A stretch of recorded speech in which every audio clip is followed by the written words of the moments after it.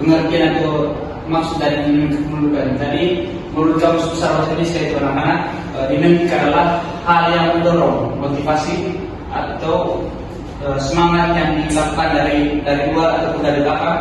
Sedangkan kependudukan atau penduduk itu perkumpulan suatu masyarakat yang berada di dalam suatu wilayah, desa ataupun suatu provinsi. Jadi dinamika penduduk adalah suatu pergerakan dan juga pertumbuhan orang-orang atau orang-orang yang dipengaruhi berbagai macam hal yang terjadi di suatu wilayah dan terjadi dari waktu ke waktu.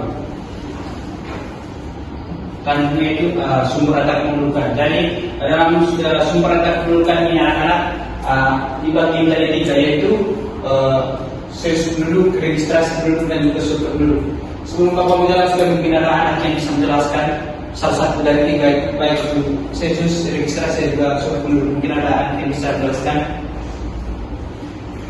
Oke, baik. Kalau tidak ada, Bapak menjelaskan. Baik, yang pertama itu sensus penduduk merupakan perhitungan jumlah penduduk yang dilakukan setiap 10 tahun sekali. Jadi dilakukan untuk mengumpulkan data penduduk, baik itu tingkat ekonomi dan tingkat ekonomi, dilakukan untuk kepentingan negara, baik itu keuangan dan juga kepentingan negara, baik itu kebutuhan juga keuangan atau kepentingan negara.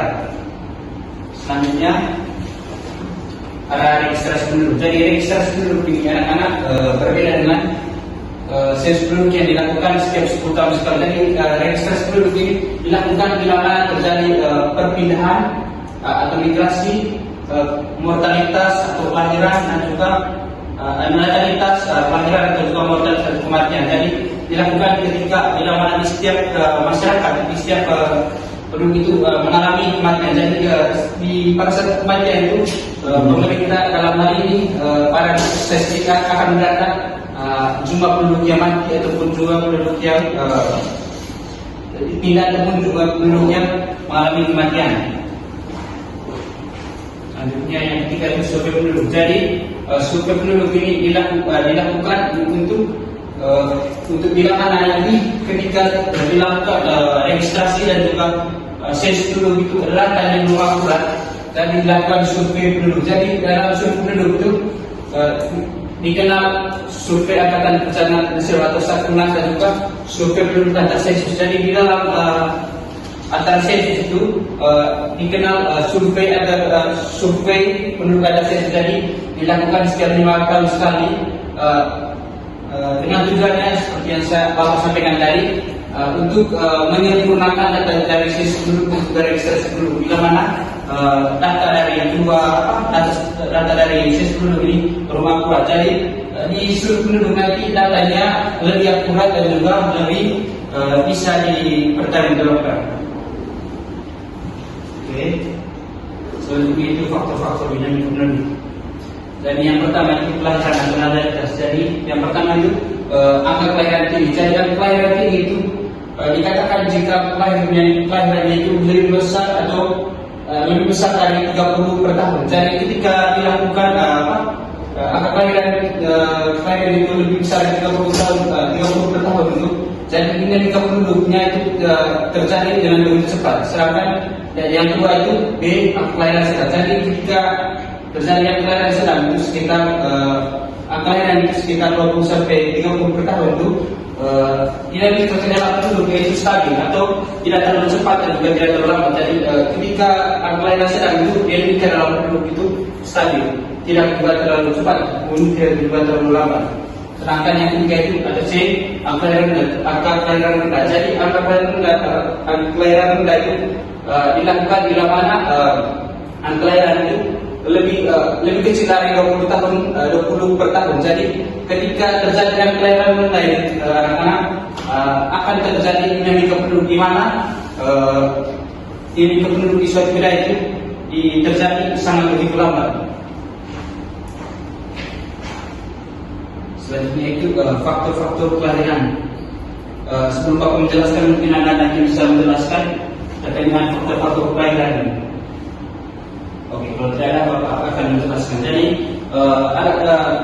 ini merupakan faktor-faktor yang mempengaruhi tingkat kelahiran di suatu wilayah ataupun suatu negara. Jadi Yang pertama itu perkawinan di usia muda. Jadi meningkatnya perkawinan jadi usia muda merupakan usia yang produktif dalam kehidupan manusia. Jadi ketika melakukan perkawinan di usia muda itu pertumbuhan penduduk itu akan dinamika akan sangat begitu cepat. Jadi Bapak Menjadi sudah dulu itu ketika COVID-19 2020 itu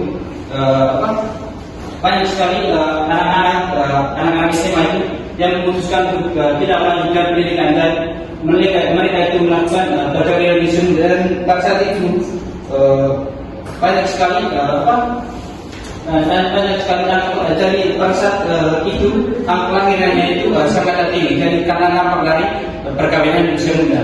Yang kedua itu masih mempercayai bahwa banyak anak-anak rezeki. Jadi pemikiran kuno akan terkait dengan banyak rezeki ini masih membekas dalam pikiran masyarakat. Baik, sebelum menutupi pelajaran kita pada pagi hari ini, Bapak akan membagikan lomba LKPD pada anak-anak. Jadi Bapak akan memberikan membagi kita dalam 4 kelompok.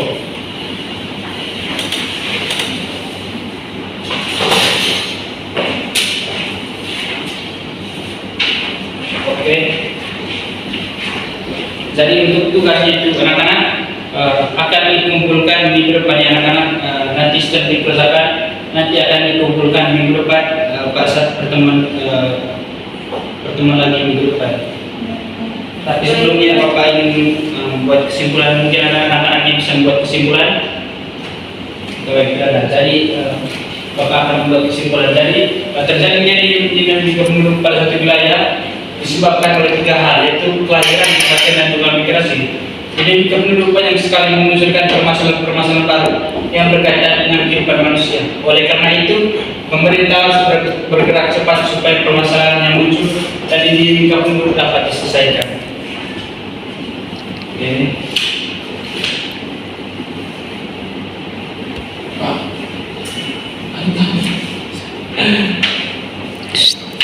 Oke, baik, Bapak akan memberikan sebelum pembelajaran Bapak akan memberikan materi minggu depan.